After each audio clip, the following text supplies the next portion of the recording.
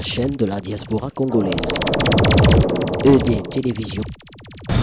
Bonjour la diaspora congolaise, amis fidèles de ED Télévision, vous qui avez toujours l'habitude de nous suivre sur nos stations pour vous informer politique en République démocratique du Congo.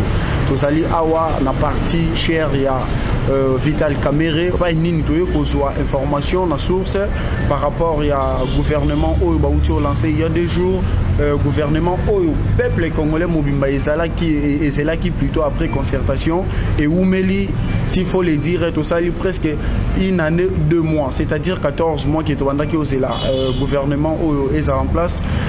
Nous voici maintenant, il y a déjà 2 jours que le gouvernement est existé. Il y a une opposition, gouvernement en place, alors on est parti à Vital Kamerhe, comme on a Billy Kamba, il n'a pas si mbote na ndeko Billy. Mbote neko. Papa Boni. Ouais, c'est bon. Tozagaga, tozo lité. Pour que mboka na biso changer. OK, to kutio a na cadre biso parti ezandengeni. Santé ezandengeni ya parti. No parti na biso eza malamu. Kuti biso o eza siège interfédéral. Il y a ville province à Kinshasa. Siège national na biso eza kana Barumbu. Soza pembeni ya peuple yango to tchaki ba siège na biso na ba place nyonso eza populaire pour que ezala accès mingi na ba population. Nazali interfédéral adjoint chargé à mobilisation, propagande, animation, recrutement et implantation na ville province ya Kinshasa. OK, merci beaucoup. Na moi détail wana nazo signaler bino ki ezamba la liboso de to solana ndeko Billy. To mesana toujours ko ya awa ko zo information pour na kopesa bino ba nyonso bozali banda ya mboka. Alors ndeko Billy ba uti ko tia gouvernement en place, gouvernement au batuming bazela ki gouvernement ya cohésion et biso bino bomoni en ndengeni. Non, d'abord pour abiso eza non événement. Ceux qui bino bolobi pour banda ikoze la gouvernement. Peuple congolais mobima banda ikoze la. En tout cas peuple bando zelango te parce que bayebi kende ko Kabila azamu tumoko a respecta ka ba engagement na été. Le solo bi que peuple azo zelelo ko moko pona Kabila ezelo ko moko kaka. Ezali départ na ye. Il faut kende. Donc biso bo mema biso na ba débat wana o peuple ando zela gouvernement nini. Tu as vu bino déjà que basala ki concertation na bango. Eza congrès à majorité. Baya ya tout bakota ki kuna bayeba ki kebake na congrès à majorité. Alors ce ba majorité ba ko bimisa gouvernement na bango etali peuple congolais na. Donc ata ba opposant msuso bazali ki wana bakendaki na mapo na masanoto. Mais ba opposant bazali ki wana bakendaki parce que ba promettai bango ba poste. Nzala eleki ndeko na ngai. Ndeko Kabila a soumettre peuple congolais na nzala de telle manière que soki ata zoleka bokomona ata na bilili soki Kabila aleki quelque part après batu babundaka bobi pona nini eza po mbongo batikaka bato bakobinela ye bapesaka bango nde mbongo. Le peuple ne danse pas pour Kabila parce que balingi ete badansaka po baozela apesa bango mo eloko soko tuni bango ebele na bango bakoyeba c'est eza moyen de vivre eza normal te biso to lingi to bongo la Congo ezala Congo oyo ata cordonnier ako vivre na musala na ye ata chayer ako vivre na musala na ye pour que mbongo etambola na mboka y ait redistribution équitable ya ba revenu national. Alors ce que bache gouvernement mende konanga yebisa ngai e gwa ke Omer ba pesi ministère ya Ibrahim de habitant pour résultat nini ndeko Willy Makiashi batie vice premier ministre alors que bango moko Kabila ye moko abengana kaye national. OK, wana to komina no wana te mutuno msusu ezali to lingito eba gouvernement au peuple congolais parce que nous avons insisté on a battu tout on a qui causé là on peut on a quand même changement et salement mais tout le monde va maintenir toujours ma tête en pont comme premier ministre toujours il y a des gouverner toujours il y a biso pour na yo aux yeux on est une partie yeux on non d'abord biso tozali ezal débat to salate mais parce que c'est l'actualité parlons-en va maintenir ma tata yo qu'est-ce que tu as vu de différence depuis Matata za premier ministre? Rien du tout. Ça dit eza échec sur échec va continuer, eza continuité. Ça dit projet na bango pour assujettir peuple congolais, pour maintenir biso na pauvreté, ne projet na bango. Alors biso tolobi to kolanda bango te. Lorsque Botali, quand vous voyez comment le gouvernement a été mis sur pied, est-ce qu'il fallait vraiment 12 mois, plus d'une année pour ces résultats-là? Nous on pensait que annonce à gouvernement spectaculaire batamalamu nde bakamita tu bakinke mulumba na bamende soki batie bango seki bazo mériter quand même quelque non ndeko na ngai il faut pas tomikosa oyebi biso toza parti moko tolobaka vérité pour les ndeko Kabila atie gouvernement atie 3 vice-premiers ministres Bochab par exemple mais Bochab il y a tout un rapport il y a Bakandeja baloba qui a iba 32 millions de dollars et SNEL ti lelo to éviter mais akendaka de gratification non tant qui directeur de cabinet et chef de l'État ayiba 32 millions seront un rapport il y a Assemblée nationale il y a transition rapport Bakandeja mais ti lelo ba jija ena nouté. Mais gratification, c'est gratification. Aujourd'hui, Ndeko Willy Makiashi, toujours vice-premier ministre dans la question sociale au bâtiment du gouvernement. Kabila y est mon kwasi a bengana national na muibi. Mais azongi si vice-premier ministre. C'est ça le problème. Mboka ba etambola ka bongote. Oko bongisa entre yona il faut justice kata makamu. Obengani mutu pona muibi. Mais tika justice c'est ça la makamu nango. C'est pour te dire que Mboka eza gouverner. Thomas Louaka, mais je crois qu'il est là Thomas Louaka. Ils ont passé de Borangaï. Ils ont passé de Borangaï. Thomas Louaka, Ndeko Billy, question monsieur Ezali Akoeba. Et ça n'a pas oba longo, il peut ba msusu ba retenir bango mais ba permettre de bango. Pour na yo ezan ngeni. O longo awa ba che koto, est-ce que ça vraiment pour na yo c'est normal? Mais pour quel résultat? Kinke Mulumba, to yebi bien que ba permettre yepo azwa ki mo poko sona ba chinois. To yebi bien to eza makambo. Biso to vivre na Congo. Tu as vu que les poko sona ba chinois, oui que directeur de cabinet appelle ça ordre na premier ministre. Régime mon avis sur eza makamoko na éviter bon. Peut-être bino va pandisa on doit expliquer en gros to benga ngoni. Que yoso sana bosolo ba. Non bosolo ezake kinke mulumba azo caresser Kabila koloba Kabila désir. Ce qui fait que Kabila kolongolé na gouvernement puisque azo chanter azo danser à son honneur. Donc to loba kende ko Kabila yé aza vivre na ba tout bazo flatter ndé bazali ba malamu. Mais bien sûr Mende par exemple flatteur congolais nyonso ayebi yango ata mwana muke soko tie na ndako télévision ata bana no na ndako soko tie ka télévision o tie Mende wana kosaka mingi longola na poto baebi ba diaspora baebi. Alors nous on ne peut pas débattre sur des problèmes comme ça. Alors État biso vraiment ça ne nous regarde ni de près ni de loin. Pas ça les débauchage, il y a ba politiciens. Okay. Il y a ventre. Mais merci beaucoup Ndeko Billy. Question monsieur Ezali Toeba. Biso tout toebiete parti politique tango botamaka posa nango ezalaka to souci nango ezalaka ezwa bokonti e koma na bokonti.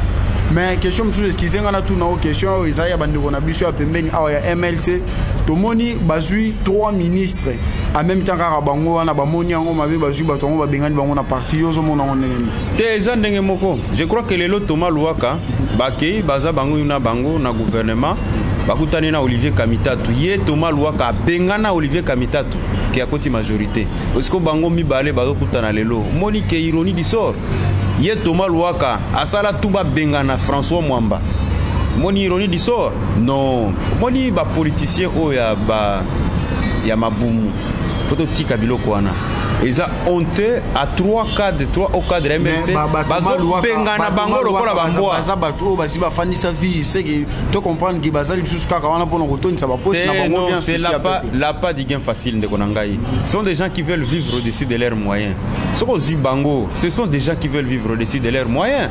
Biso ngana kopesa bango ka conseil na lobi bandeko botika kotambola bongo eza bien te peuple azotale la biso azozela biso au grand tournant mais boyo kaka peuple Kabila tu sais bien que atikali na 2 ans il fallait botika ya continuer à silisa eza pas ngai comme on ne connaît Germain Kambinga un jeune que vraiment j'ai beaucoup apprécié comme on a que lelo nzela onde azui et ça l'a passé Germain Kambinga rappelons que Germain Kambinga azaki parmi ba fils vraiment Jean-Pierre Bemba banayo ko compter mingi na bango tango ba départ monsieur Salima Ndeti ba Kombo yandeko utio tanga wana François Mwamba to mona que Germain Kambinga ndi ayaki ofanda afandisa ki lisusu chez malamu akoma ko défendre MLC na lolenge vraiment elongo bani mais le lot subitement to moni akoti na kati ya jango comme ministre donc et ça non est normal ça comme ministre. Germain Kambinga c'est d'abord un frère à qui il sait très bien tout ce kuta na couloir to solo la kebele pour kazana na MLC to solo la kebele yena Yves Kisombe na saka bango ke oyebi na comportement na bino bozo freiner évolution à jeunesse puisque lelo est comme pas si copé sa confiance na jeune koloba ke bon tala ba misusu ne baninga ne bazalaki lelo bazawapi na pesa ka pe toli yango na ndeko na ngai Serge Mayamba na pesa bango bandeko na ngai bolingi bo freiner jeunesse et kende liboso te puisque lelo ko ça la confiance est pas jeune et comme moi passi po ba koloba ke non baninga na pe baloba ka bongo yo pe ko sala ka ndengwana fo batika biloko wana eza bien te ngai naza na toli ya kopesa bango na koyebisa bango ke nzelo bozui eza mabe il faut bo se rétracter bo renoncer na biloko wana eza mabe te soki ba nommé au ministre et puis au moni que za intérêt à peuple te mais encore renoncer nga na zoyebisa na Thomas Luaka na Egwake Rumer na Germain Kambinga ba renoncer na biloko wana batika gouvernement wana eza fin du monde te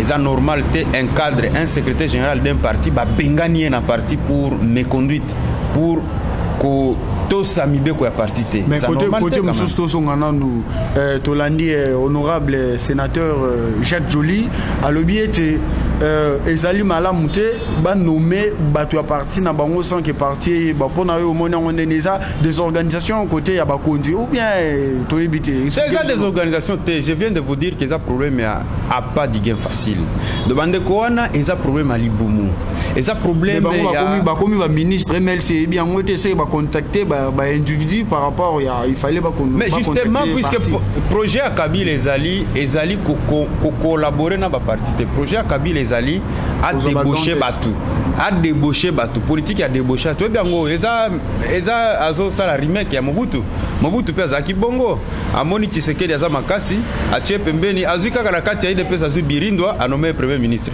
to bi biloko ngo eza système ya débauchage alors biso to lobby bandeko wana je viens de vous dire que eza bandeko yo ngana ebi bien Eza Bandeko, je viens de vous parler de Germain Kambinga, qui est un frère avec qui on avait un très long échange. Tout cela là pour venir à Congo. Les lois sont décevants. Nazoye bisaye que azo ko freiner jeunesse. Les locaux ça la confiance na jeunesse c'est comme il passe. Mais mouton comme ministre au jeunesse na ndengeni papa. Non mais ministre n'importe, on ne devient pas ministre n'importe comment.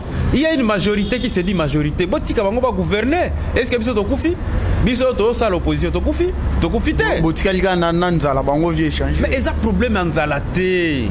Pour na kubunda pour na peuple ezali kamuna zalaté. Les loyaux défendre et de Germain Kambinga en tant que jeune à décevoir jeunesse. Le lot ce qui est qui était baponi sans qu'il va contacter de l'hôpital Caméré. Yo kanti était yo linga go fanda na kitio fandi na mukolo lelo. Nzamba zo mona ngai et puis peuple pe o ezota la biso mingi bokoma lo barana ko moi peuple to mona ka bino ka boso to ya mibino avant bozaki na opposition bolobi ete to ko décevoir te to ko sala bangwana bazo kende finalement politique yango to comprendre yango bozo sala ngo pona intérêt ya bato nyonso bien pona intérêt mo ka boy restreindre bozo tala ba famille na baninga nzamba zotala ngai et puis peuple oyo azomona biso azotala ngai soki ngai banome mga bongo le lendemain matin j'allais vous inviter vous la presse je déclare que je ne suis concerné ni de près ni de loin. Je ne suis pas concerné, je ne peux être ministre ou cadre d'une entreprise proposée par mon parti et lorsque nous aurons gagné les élections. Puisque Ngai Nazomona Tinate, la ministre, tant que Kabila a président de la République. Et ça normal, parce qu'il n'y aura aucun résultat. Ah ouais, ça problème à force centrifuge. Kabila a une force. Oyaye, Makanisi Oyaye, na politique oyaye ya mabe pour na Congo. Alors ce qu'on continue à système wana ça bosoloté parce que ba benga kiote parce que ngai na zone bimaete soki ba benga kio kande utolo ba awa kende ko Germain Kambinga azobebisa honneur ya jeunesse ngai pe na zoloba en tant que yobe aux agents soki ba benga kiope ozana ba posa no réaliser pe ba makambo ebele ozo sanga yo olinga kio kende wala pena ça lokuta te ça bosolo d'abord ngai c'est la main sur le cœur que na lobby soki ezalaki koluka mbongo na linga ko sala politique te famille nanga bato ba biso toza ba commerçant soki ezalaki koluka mbongo en tout cas j'allais faire mon commerce calmement alors ngana lobby boye na lobby totika makamwana politique c'est la plus grande destinée au muto akoki kozala nango au service ya communauté politique ezaneti pastorat ezaneti apostolat ozo salela batu tout tika makambo wana kokanisa ke kosala politique eza koluka mbongo te. Soki koluka mbongo il faut kokende na badomaine mosusu neti ya bacommerce neti ya baentrepreneuriat. Non, na mboka oyo justement nde makanisi ya Congo il faut ya makanisi ya INC tolingi to changer. Nous ne pouvons pas indéfiniment continuer à koluka mbongo na changer ngolo lenge nini na kati ya mitema ou bien eza na ba campagne oyo sengeli bosala tangu nyonso pona ko interpeller peuple pe bato o bazana ba parti po ete conscience na bango ezala ya hotelema ndeko na ngai biso toza parti munene toza na oto bengi école nationale du parti.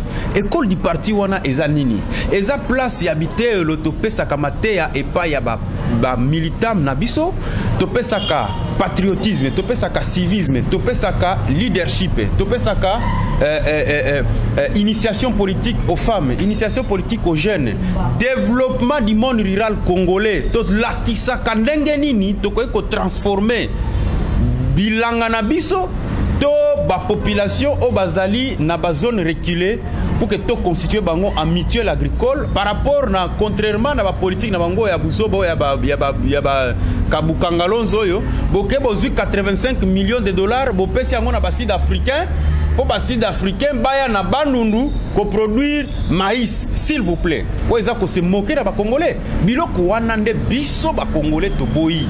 Biso to lobi que non, pendant ko transformer ba milliers riro na biso ezali kozwa ba paysans au bazana ba arrière pays, bo constituer bango en mutuelle agricole. Parce que lelo na ba campagne na biso, soko kei. Lelo pona un paysan azwa crédit na banque mais case na yeza na certificat d'enregistrement te akokende kozwa crédit na banque par rapport na garantie nini puisque yebi ba banque na biso même ba microfinance ba osenga garantie akozwa garantie na ndenge nini. Or ce kozwi 85 millions de dollars wana bango na biso ba kepesa ba sud-africain okoki ko constituer mutuelle agricole sur toute l'étendue de la République démocratique du Congo. Ce kozwi même 28 familles comme échantillon. Au pesi bango ata $1000, $1000. Basomba ba intrant na ba matériel agricole. Mais c'est tous les pays que tu vas couvrir. Et les retombées est causala que l'État sokache ba route de dessert agricole ba place nyon so bazo produire et causala na accès facile na ba centre de consommation. Okay, directement niveau du vie qu'on s'élever. Et on a déjà le président Vital Kamerhe a déjà fait un projet pilote dans Sélé à 28 familles après ça bango $3000 les los OK kuna dans Sélé place ferme na ezali na place wana les familles en 6 mois ont été capables de électrifier milliers wana. En 6 mois, les familles ont été capables. Il y a mois à la classe, na soins médicaux, baza assurés. Okay. Ce sont des projets à impact visible. Merci beaucoup. Merci Mingi, merci Mingi de Kobili. Motuna msusu tozo ngapena na makambo ya gouvernement ngopekaka. Motuna msusu ezali ete Mingi balobi ete ndenge batie gouvernement en place, c'est-à-dire que ezali gouvernement moko ya boyokani ya bolingo pe oyo ya bosangani pe oyo koya komema biso na maponami ya bosolo pe ya kimia pona yo omoni ngolo lengeni tango lobi gouvernement ya boyokani voilà na habité boyokani yango concept nous utiliser. C'est-à-dire que bazui déjà plus de 2 personnes au bazagi ba opposant bache bango na kati ya nzela po batambolela longo seki boyo kanizali. Est-ce que za kana Congo to za kana poto tozo lobela makambo esalemi pe o ezomonana bebi ke bande ko mingi bazagi ba opposant lelo bakomi ba ministre bakomi kota musamboka oyo. Donc yangwana babengi yango bolingo boyo kanipe bangoni bakomema biso na mapona mpona bino bomoni lele. Nazo rassurer d'une chose, si il y a une chose non Kabila est spécialiste, c'est ko diviser ba Congolais. Ça c'est sa spécialité. Deuxièmement, elo komsusu il faut yeba et que spécialité mususu ya Kabila ezali ko débaucher. C'est-à-dire ye a se sentaka bienté soki apanzi batute. Lorsque Lelo osui 3 cadres minés ya MLC osui bango na gouvernement na yo, sachant très bien que au consultant qui parti na bango te ba bengani bango o unir to diviser MLC. Le président de la République divise les MLC. Est-ce que ça likamomoko ya kosangisa to ya kopanza? Non, et ça il faut total kama kamuna ndenga bosolo. Lelo nga na biso yo ke biso INC toza déterminé pour que ba pratique wana rétrograde ici la mboko yo yango tozo bunda bozo mona biso toza ba marche ba cité na cadre de la force politique et sociale pour que biloko wana change. Deuxièmement, tango lobi keza gouvernement pour na boyokani osangisa ba congolais.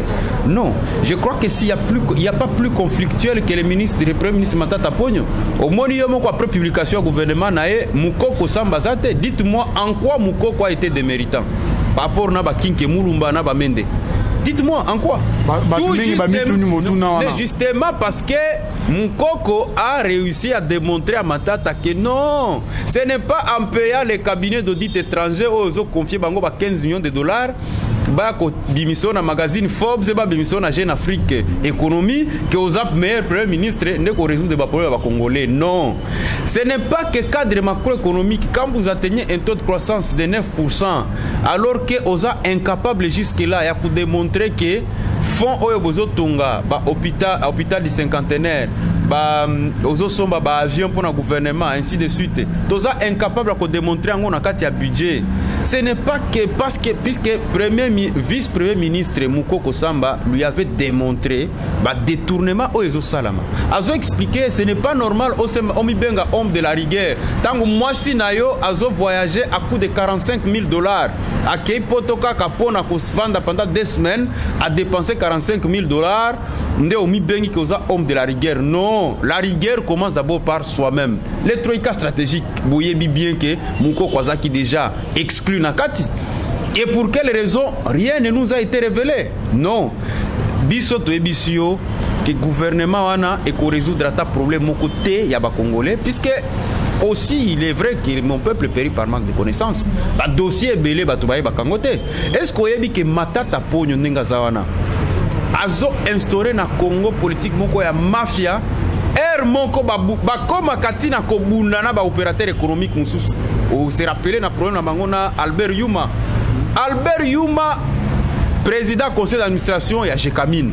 Ayebisi bien Matata que va redevance minière oyo ba opérateur économique na secteur minier bazo futa tozomo na tina nango te, puisque quand tu demandes à un opérateur économique oyo a souscriva qui na l'état congolais ba ebisi to kopesa yo 15 mégawatts ya courant électrique en contrepartie yo il faut pesa biso pas de porte ya boye, mais 15 mégawatts wana azu yango te, mais dans l'entretemps bozo taxer bozo continuer ko taxer en définitive oyokaki na Congo News ba révéler biso que Ndeko Kabila sali réunion na ba opérateur minier ba pesa ye mbongo pona aider à modifier constitution na ko corrompre batu, mais biloko wana nde tozo dénoncer. Alors système ya mafia ndenge wana ko yebisa biso te que no to avaliser yango biloko wana ne tolobi, ce n'est pas un gouvernement de cohésion nationale, c'est un gouvernement de cohésion nationale. Balobi constitution bakosimbate pe balobi que élection ekozala mais ba préciser mbula te nyonso wana et le belabino nini avant. Non, Kabila za na deux schémas. Schéma na liboso zaki révision constitutionnelle. Mais kosikibota oyo nani azui ndeko ya Burkina Faso azui du peuple qui missié Ndeko Kabila reculé na ba mise en garde ya ba Obama na ba François Hollande bande kwa majorité ba binzembo ba congolais batikali na ngoka na ba maru Kabila moni que non peuple congolais a télémelinga na likambo etali constitution ba laboratoire na ba bisi deuxième stratégie po bango pe baza ba stratégie ba bisa ba stratégie mebele ba bisi deuxième stratégie office national pour l'identification de la population, c'est-à-dire au moni bandeko yo na ba kabango en fait eza ba stratégie te po eza buzoba comment boko bimisa office national d'identification de la population à partir du moment où vous aviez déjà confié la même mission au ministère des Plans, et le ministère des Plans avait même déjà annoncé l'échéance. Le ministère des Plans avait même déjà initié les recrutements à niveau ya Institut national des statistiques. Mais bandeko nangai toye ba quand même peu makamto sala batie office national wana lumano abimi d'une manière fracassante na TV oh tokosala 4 ans il faut $1,5 milliard. Bendeko en même temps bolobi ke bozana mbongo te, en même temps bolobi ke mboka eza na mbongo te, mboka eza na pasi tozana incapacité à organiser ba élection parce que mbongo eza te, mais du coup vous êtes capable à trouver $1,5 milliard pour na bopesa yango na ONIP. Non, eza stratégie nini stratégie otobengi gagner du temps.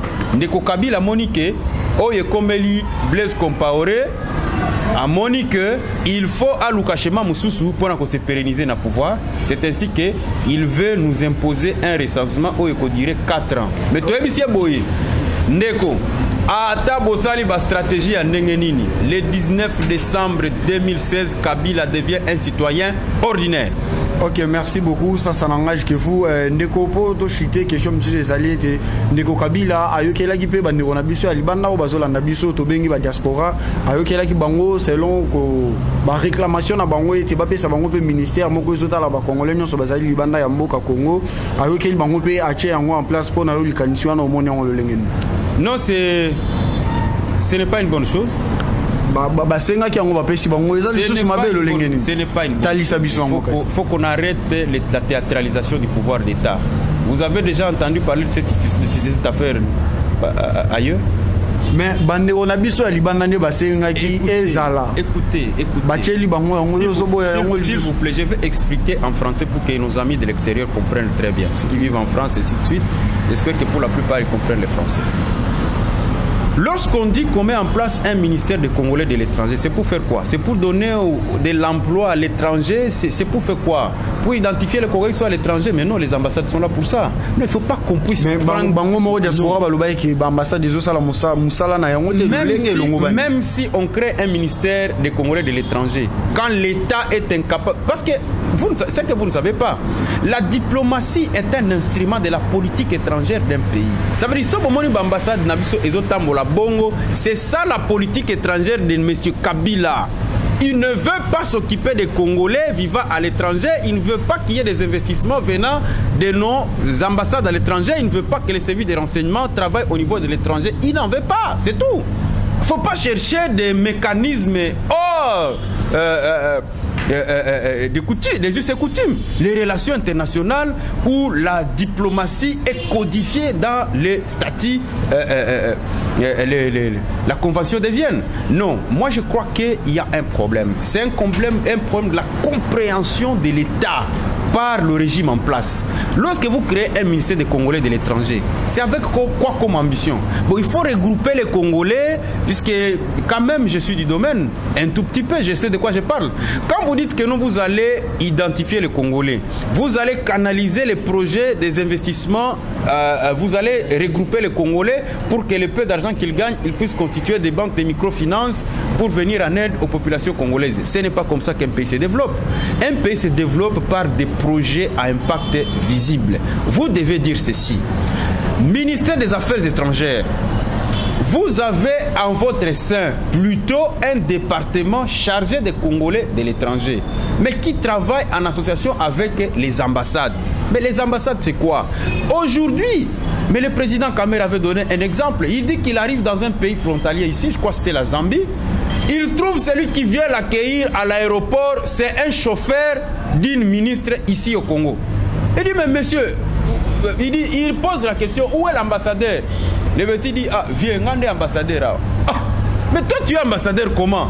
Il dit, ah, viens, bon, moi, ni maire a proposé Kangaï, mais pourquoi on a mis en place une ambassade? Ndé a proposé Kangaï, ndé na yakotoyo, et ça, cadre qui cherche. Oh, mais il y a des diplomates de carrière, monsieur. Mais dans un pays, ce n'est pas le parachutage. Il y a des diplomates de carrière. Il y a des gens formés pour ça.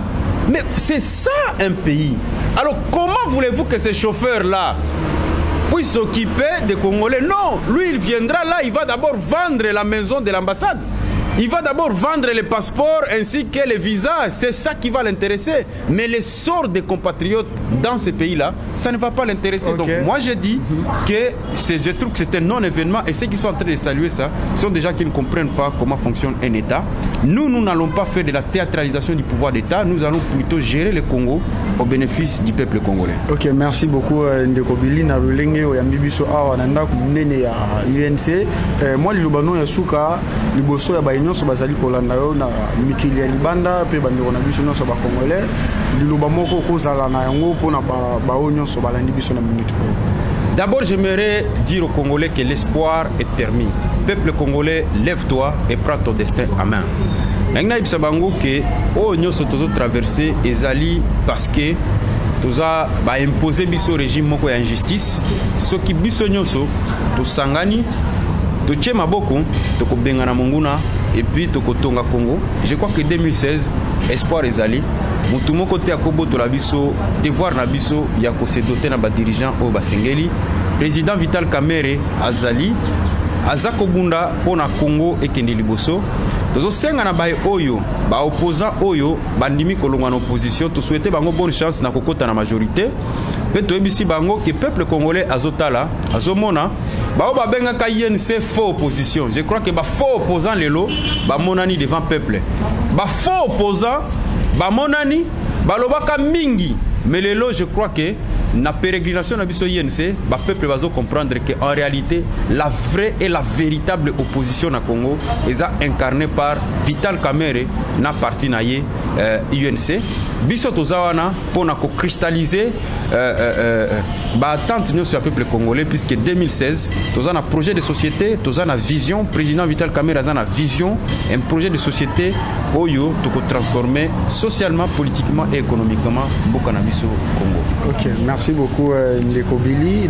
Merci na ba nyonso balandi biso na ED Télévision. Un petit mot par rapport à la population à Beni. Là na rassuré bande qu'on a biso à Beni qui va perdre espoir te. Ba massacre ozo sale makuna na sengi na Nzambe alimbisa bae oyo bazo sala biloko wana.